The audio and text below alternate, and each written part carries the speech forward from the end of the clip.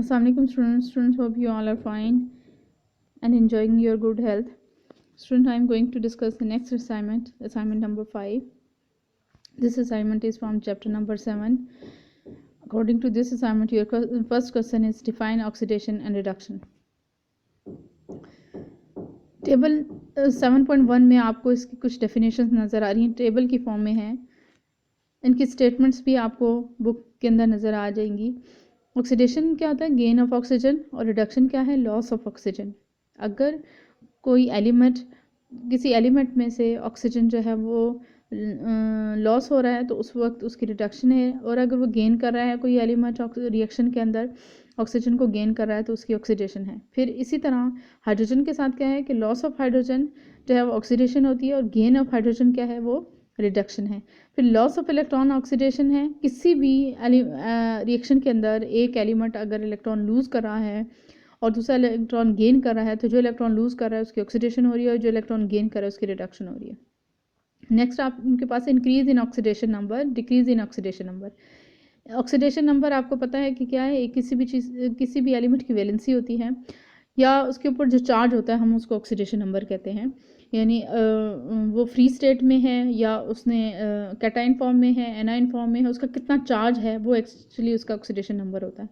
Increase in oxidation number का मतलब है कि अगर कोई एक इलेक्ट्रॉन जैसे सोडियम है उसके ऊपर कोई चार्ज नहीं है, लेकिन वो जब एक इलेक्ट्रॉन किसी को दे देता है तो उसके ऊपर +1 चार्ज आ जाता है, तो इंक्रीज इन 0 से +1 पे उसका चार्ज चला जाता है, यानी इंक्रीज इन ऑक्सीडेशन नंबर होता है.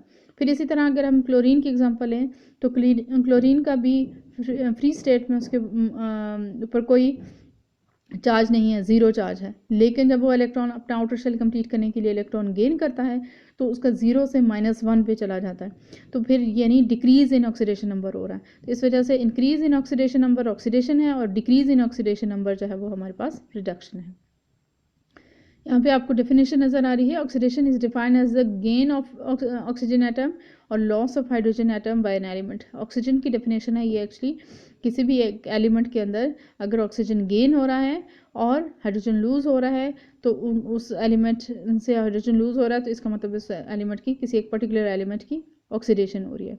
इसी तरह रिडक्शन हम कैसे कहेंगे कि अगर लॉस ऑफ ऑक्सीजन है और गेन ऑफ हाइड्रोजन है तो वो हमारे पास क्या होगी? रिडक्शन होगी. फिर अगर oxidation reduction in terms of loss और गेन ऑफ इलेक्ट्रॉन, हमें जैसे कि मैंने आपको एक्सप्लेन किया, process that involve the loss of electron by an element is called oxidation. अगर लॉस ऑफ इलेक्ट्रॉन है तो ऑक्सीडेशन है और गेन ऑफ इलेक्ट्रॉन है तो वो रिडक्शन है. आपको जितने भी डेफिनेशन यहाँ पे गिवन है वो सारी की डेफिनेशन आपने लिखनी है, विद एग्जाम्पल लिखनी है. एग्जाम्पल के बगैर जो है वो एक्सेप्ट नहीं होंगी. Define element undergoing oxidation reduction in.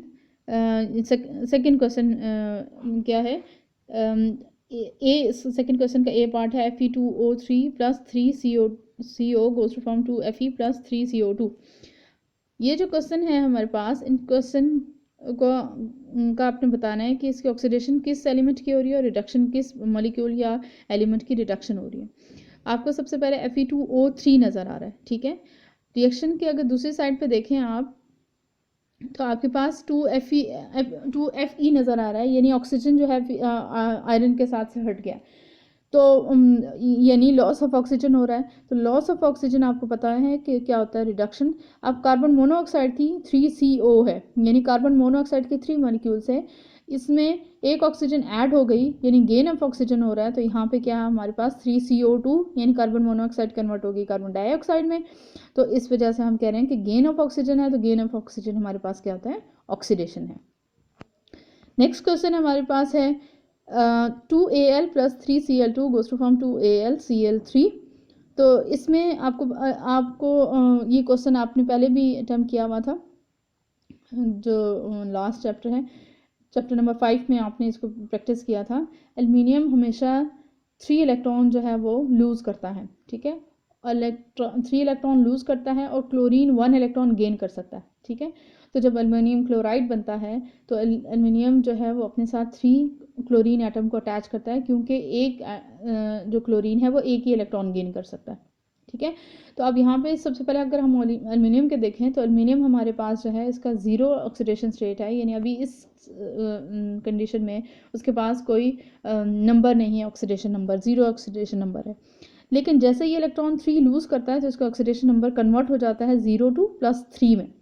इसी तरह क्लोरीन का हम सिंगल एटम देखेंगे क्योंकि एक क्लोरीन एक ही इलेक्ट्रॉन गेन करता है। तो जब क्लोरीन का ऑक्सीडेशन नंबर 0 होता है तो जब वो इलेक्ट्रॉन एक गेन करता है तो उसका ऑक्सीडेशन नंबर जो है वो रिड्यूस होकर -1 में चला जाता है। इस वजह से इसकी रिडक्शन होती है।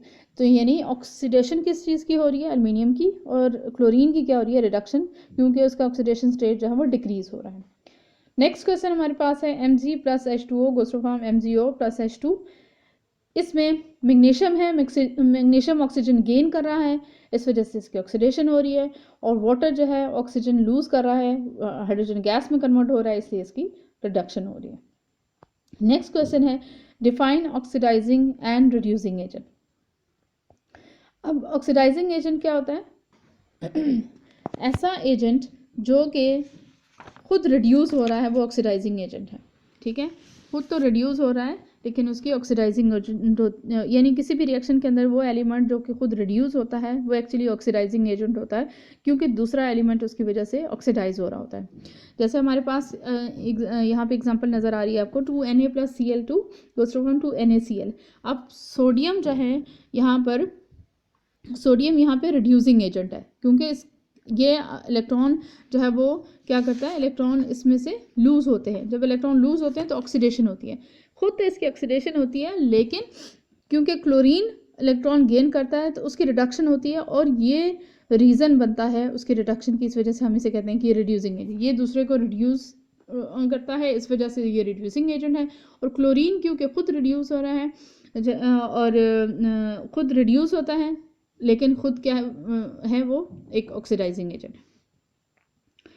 तो a reducing agent is a reactant which containing the element it is oxidized, loss of electron है। अगर reducing agent कौन सा होगा, oxidizing agent वो है जो खुद जो है क्या होगा, reduce होगा, और reducing agent वो होगा जो खुद जो है वो oxidize होगा। इसकी बेस्ट एग्जांपल आपके पास यहाँ पे नज़र आ रही है सोडियम की, sodium + 2Na + Cl2 goes to form 2NaCl। Next आपके पास क्वेश्चन नंबर 4 है identify the oxidising and reducing agent in following.